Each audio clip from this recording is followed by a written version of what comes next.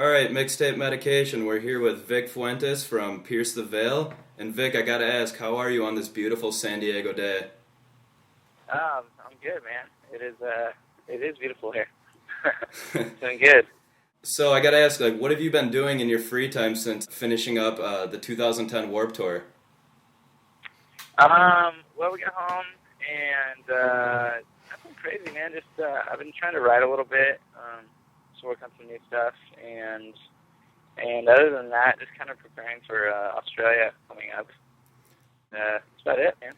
What do you got going on in Australia? We're doing the Take Action tour with Attack Attack.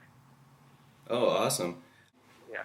So how is this year's Warped Tour different from your run in 2008?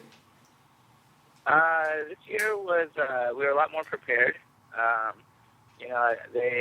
They say like once you've done a Warped Tour once, you're already a veteran pretty much because it's such a crazy tour. So we learned a lot from the first one, and so we were a lot more prepared, knew what we were getting into, knew how everything worked. So it went a lot smoother this year, and other than that, it was just cool because we knew a lot more people, a lot of the bands we'd already toured with, and so it was kind of a big old family reunion in some ways. So it was really fun. And speaking of family reunions, how was the show at San Diego? Oh man, it was ridiculous. I can't even describe it.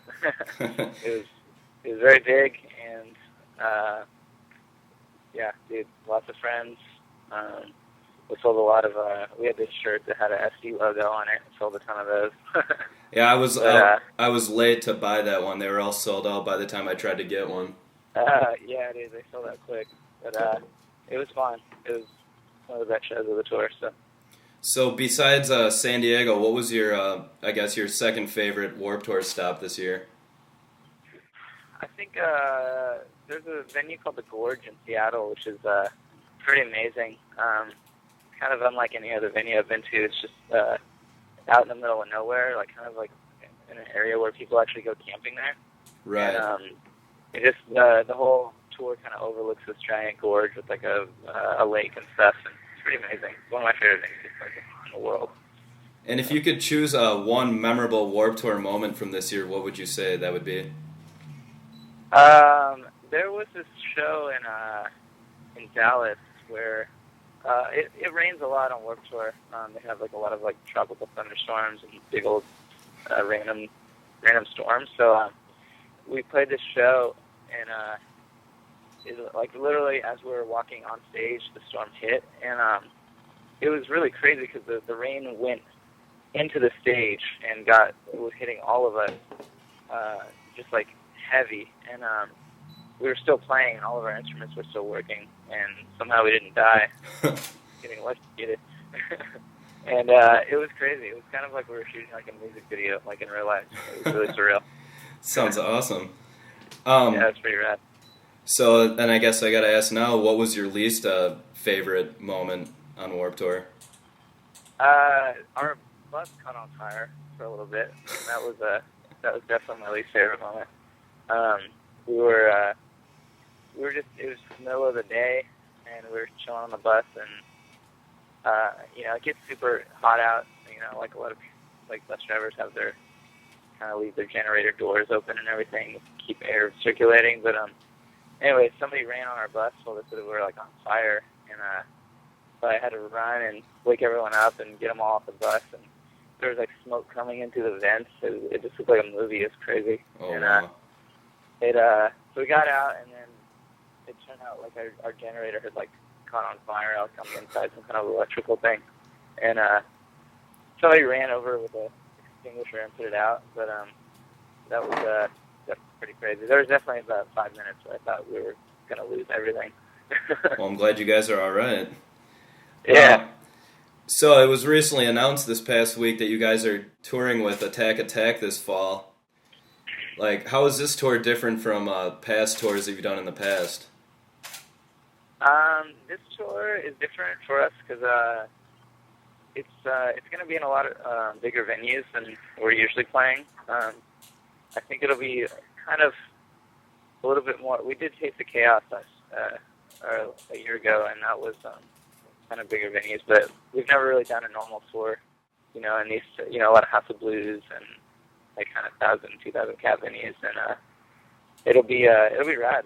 We're stoked to kind of take that like next level for the shows and give us a little more, room to do fun things on stage. So should be good. Awesome. So during your Warped Tour sets this year, fans got to hear Paraphernalia, The Boy Who Could Fly, and The Sky Under the Sea. But can we expect to hear any other cuts off Selfish Machines this fall? Yeah, we're kind of like trying to get feedback from our fans and see what songs they seem to like the most and what they want to hear. I've got a lot of kids asking for a song called Bulletproof Love on the record. Great song. Was kind of like one of the popular songs.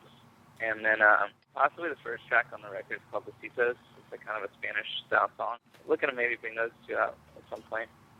I'd like to suggest to you that you should probably try to play those two, because those are my two favorites of Selfish Machines. Oh, dude. Thanks, man. Yeah. Amazing songs. I appreciate it. So, what was your initial reaction to Selfish Machines debuting at number 1 on the Billboard Heat Seekers chart? Oh, man. It was a lot of gratitude towards our fans. It was nice to see that they still had our back over, like, even though we took about like a year off. So it was, really a relief to see that they were still supporting us and following us, and it was a good kickstart for the new record.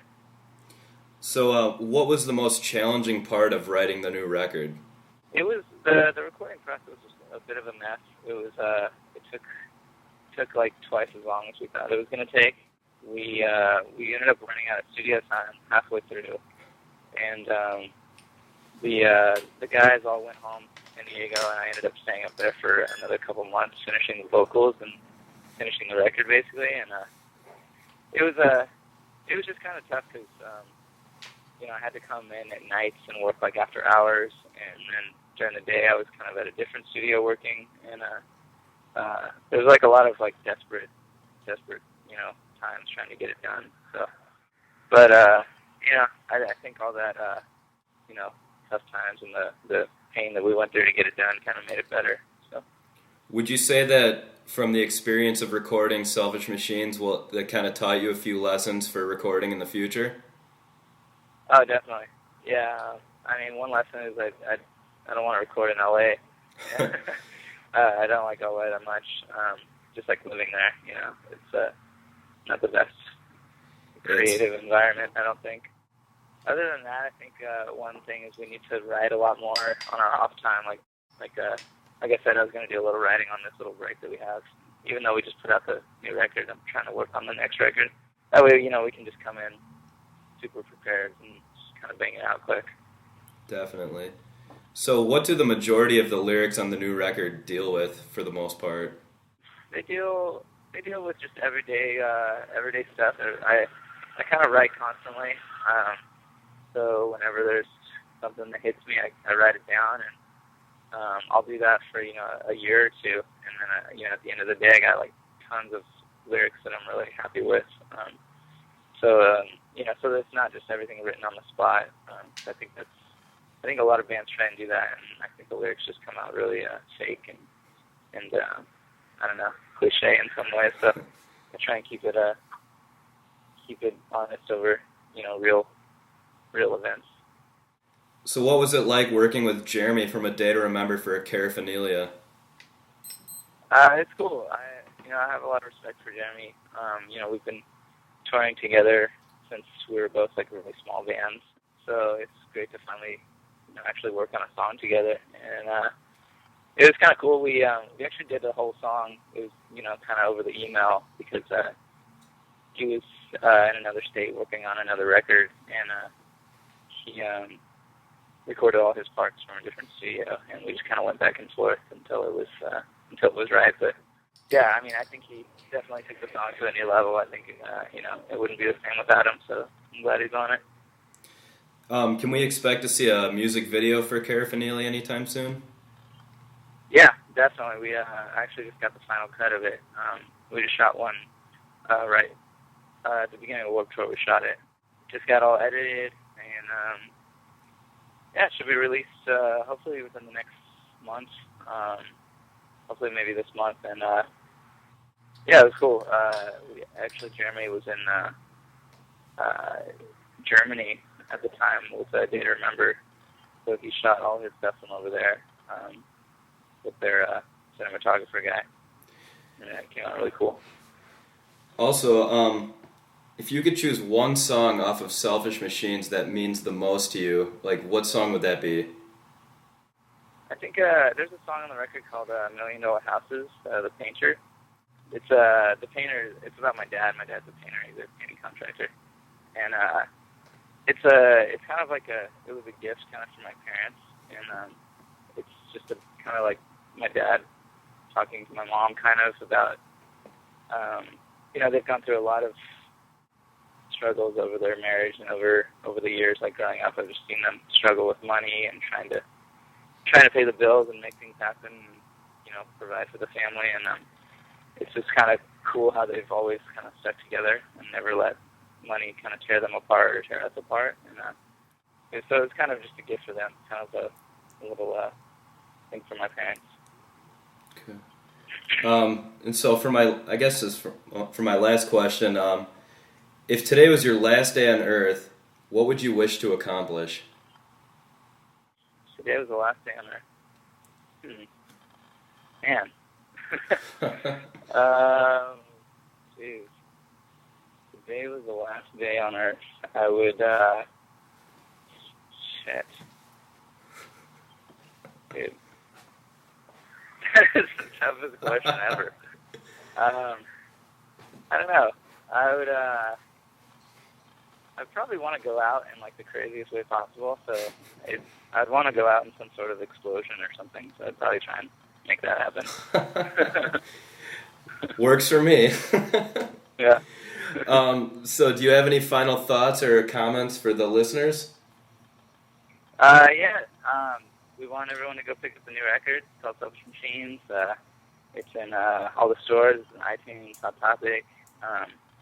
And thanks to all our fans for picking it up. And if you don't have it, pick it up and come to the shows. We're going to be touring like crazy for the next year or so. So we'd love to see everyone.